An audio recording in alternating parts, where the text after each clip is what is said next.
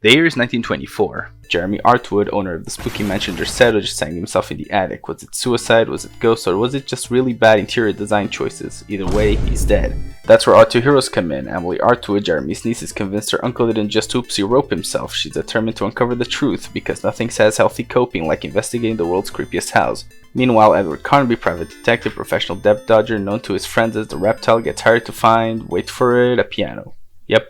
On to the mansion, and this guy's here for furniture delivery. At least he got $150 out of it, which in 1924 is basically Elon Musk money. So Emily wants answers, Edward wants a paycheck, and both are about to get locked inside a house where survival is less about bravery and more about finding which piece of furniture won't eat you. So the game kicks off with our heroes catching a taxi to Derceto, because apparently when your uncle dies in a haunted mansion, you don't call the cops, you call Uber. They arrive in Louisiana to find, what a surprise, bad weather, lightning, and creepy matter in the middle of nowhere. Basically every horror movie checklist item rolled into one. But hey, it's fine. Just walk right in. What's the worst that could happen? They step through the door, which immediately slams shut behind them. And do they turn around to check if they can open it? No, of course not. Because why escape when you can investigate the murder house? Nope, straight upstairs to the attic where the creepy piano is waiting like it's about to drop its first haunted mixtape. And that's where the real fun begins, finding books. So many books. Half of them are like, here's how to kill zombies, and the other half are like, here's why your life sucks now. But one of them is kind of important. It's Jeremy Hartwood's suicide note, and whoa, this guy really went for the dramatic flair. They are coming.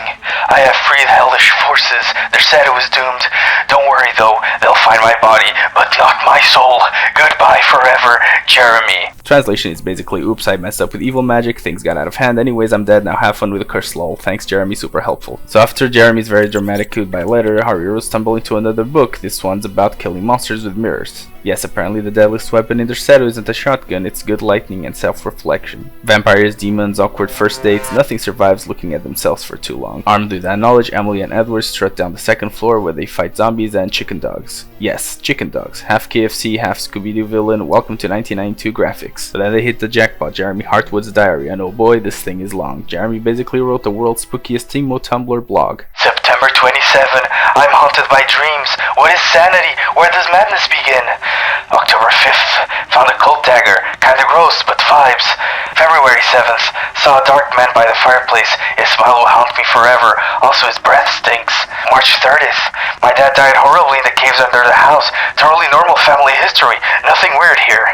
March 31st, the curse is real. The end is near. Lol, I'm screwed. This basically translates to Jeremy staying up too many nights reading creepy books, hallucinated a tall dark stranger with ice breath, and decided the only solution was to scream panic, and eventually, well, we know how that ended. After more puzzles and monster whacking, our heroes explore Jeremy's bedroom, and in there's another book, Creatures of the Night by some bald dude who died in a library. This book basically says, yeah, monsters are real, they live in the water, caves, libraries, and probably in your closet. You can't kill them, you can't stop them, good luck, you're dead. Very motivational reading material. So after some monster whacking, book snatching, and feeding zombies, yeah, apparently in Alone in the Dark you don't only fight the undead, you cater to them. Offer a pot of fresh humans too, and suddenly the entire horde of zombies calls it a night. 5-star Yelp review, would eat brains again. Anyway, after distracting the Scooby-Doo extras with dinner, our heroes make it into the library, but of course Derceto just doesn't let you walk in. You have to solve puzzles involving covering one of the paintings and straight up shooting another. Subtle, totally normal interior design choice. Inside they find a real jackpot, the Book of Yael, which basically says, hey, wanna summon old ones? Just follow these handy steps. Cthulhu, Shub, Nigura, Amazon Prime, pick your monster, no refunds. Also it warns you that once these guys show up, good luck controlling them, which is like buying a tiger and then complaining it scratches the furniture. Oh, and just a PSA, not every book in this game is bedtime reading. Some will hurt you and others will straight up kill you instantly. Derceto invented the first lethal ebooks. But then we hit the mansion's juiciest gossip column. The history of Derceto itself turns out it was built by a guy named Eli Pickford, sailor, pirate, full-time creep. The dude basically bulldozed swamps, dug weird caves, and named the house after a fertility goddess who moonlights as a Lovecraftian horror. Classic realtor move. Of course the house eventually burned down mysteriously, because in horror stories nothing ever just burns because of bad wiring. Pickford died with more bullet holes than Swiss cheese, and his loyal servants tried to drag his crispy pirate body out of the fire anyway. 10 out of 10 for commitment, 0 out of 10 for life choices. Enter Howard Hartwood, Jeremy's dad, big into pirate lore. He buys the ruins, rebuilds the place, and starts digging around for Pickford's lost treasure. Spoiler, he finds nothing. The only treasure in Derceto is trauma and cursed furniture. But by this point our heroes are thinking, alright, we know the house is cursed, pirates are involved, but why is there still so much mystery? Who who exactly was Pickford, who was Prext, and why does every book in this mansion sound like it's written by the world's most dramatic goth kid. Next up, The Cellar. It's full of rats because of course it is, but tucked between the squeaks and squeals is a book that drops the mother of all pirate bombshells, the trial of Captain Ezekiel Prext. And oh boy, this guy isn't just a pirate, he's a full-blown Saturday morning cartoon villain. He literally stands up in court, slams his fist on the table and goes, "Am I not the bloodiest villain of all 7 seas? Like, dude, we get it, you're evil, take a seat." But the real plot twist, Prext hints at being immortal, which if true explains why the pirate fraternity wasn't too happy about him skipping dues. Pirate Union rules are strict, man. He also may not have dabbled in voodoo, zombies, and black magic while hanging out in Florida swamps, basically doing side quests while everyone was plundering. Things escalate when a mysterious tall stranger named Keith shows up, because nothing says definitely evil like showing up at midnight dressed in black and telling everyone to keep their mouth shut if they want to live. Prext then announces he's ditching piracy because he's found a treasure more precious than gold, which in horror games it's always code for congratulations, you just unlocked a centuries long curse. But wait, remember Pickford, the classy plantation owner who built Derceto? Well, turns out he might not have been so classy after all. Another book written by Union Captain Norton during the Civil War paints a picture of Pickford being a little too smooth for comfort. The guy wines and dines Union officers, slips them funny cigars, and then bam, hallucinations, fire, and chaos. Norton swears he shot Pickford 3 times, but the guy's body didn't stay down, and to top it off, slaves literally ran into the burning house trying to save their master. Either he was really charismatic or really cursed. So here's where things get confusing. Was Pickford just a shady plantation owner? Was he actually Prext living under a new name? Or did he just really like role-playing pirate LARP in Louisiana? One thing's for sure, the set of stories is messier than your average soap opera and twice as cursed. After rummaging through Jeremy's study like raccoons in a trash can, our heroes crack open a hidden passage and boom, underground cave. Turns out Jeremy wasn't just painting sad still lies, the guy actually knew what he was talking about. Howard Hartwood's lifelong pirate obsession. Yeah, it was sitting under his basement this whole time. But this isn't just any cave, this is like an obstacle course designed by Satan himself. Our heroes stumble into worms, water monsters, flying things, spider the size of Buicks, you name it. And in the middle of this nightmare zoo is a Chthonian. Fun fact, it's the only monster down here that's not under Derceto's control. So basically everything else is cursed and this guy is just vibing, living its best underground life. After parkouring their way past evil pirate Disneyland, our heroes reach a big one, a maze that looks like it was designed by Captain Jack Sparrow's evil twin. Inside they crack open a chest and boom, a gem and a diary. And not just any diary, this is the final boss of Exposition. Inside is the ultimate revelation. Pickford and Prext, same guy. This dude wasn't just a pirate, he was the pirate. The Astarte, Voodoo, Black Magic, Cthulhu fan club, you name it, Prext was on the membership list. He built Derceto himself, has been waiting centuries for a fresh body, and now basically wants to turn him into his personal Horcrux. His confession note is pure nightmare fuel. "I'm here at your side, soon you will belong to me, I have vanquished death, come to me." Like, thanks bro, really reassuring. Nothing like reading a diary entry that sounds like a Tinder message from Satan. But the biggest takeaway, Prext can't move, he's still alive, he's been waiting in his crypt, feeding off servants, heartwoods, and random intruders. And unless our heroes stop him, he's about to make a major comeback tour. So what just happened here? Let's rewind the chaos a bit. Long before our heroes ever set foot in Derceto, there was this pirate named Ezekiel Prext, big reputation, terrible manners, loved gold, fearsome across 7 seas. Somehow during his adventures, black magic, voodoo, and all that jazz, he stumbled upon something far better than treasure, immortality, evil powers, and a reason to take the name Pickford. Yeah, Prext became Pickford, because why settle for mere riches when he can basically be Satan's own action figure? Fast forward a few centuries and this same Pickford builds the mansion we know as Derceto. Fires, curses, dark rituals, you name it. The house even survived being burnt to the ground once, though not without drama. Slaves trying to save their bullet-riddled master, chaos everywhere. Later, Howard Hartwood buys the mansion, rebuilds it meticulously, and indulges his pirate obsession to the max. He searches for hidden treasure, studies the occult, and probably rolls his eyes at anything remotely normal. Then comes Jeremy Hartwood, Howard's son, professional artist, apparently a magnet for evil. He digs into the dark hearts of the house, uncovers horrors, and ultimately unleashes Pickford's curse. And yes, he sacrifices his sanity and maybe a bit more so that someone could finally clean up this nightmare. Enter our heroes, Edward Carnby, detective extraordinaire, and Emily Hartwood, niece on a mission. Taxi ride, stormy weather, Derceto slams its door shut, and suddenly you're trapped in a house that makes a horror movie look like a cozy Airbnb. Zombies, chicken dogs, shadow monsters, night creatures, basically every horror cliche you can think of, plus some of the developers clearly invented for fun. Through books, secret passages, and creepy diaries, our protagonists uncover the full saga of Prext, or Pickford's pirate shenanigans, Derceto's dark story, Howard's pirate obsession, Jeremy's tragic involvement, and the ultimate plan to vanquish evil. The final showdown is a fireballing, spewing tree of doom, a water monster, and a lip plant thrown like a Molotov cocktail. 1 hour toss later, Pickford is toast. The curse is lifted, well, mostly, and Derceto finally gives up its secrets. The mansion starts crumbling, our heroes bolt through the front doors, and somehow a taxi's waiting. Sunny skies, fresh air, peace, for now. But yeah, that driver turning their head, kinda creepy. Looks like Derceto isn't done with us yet.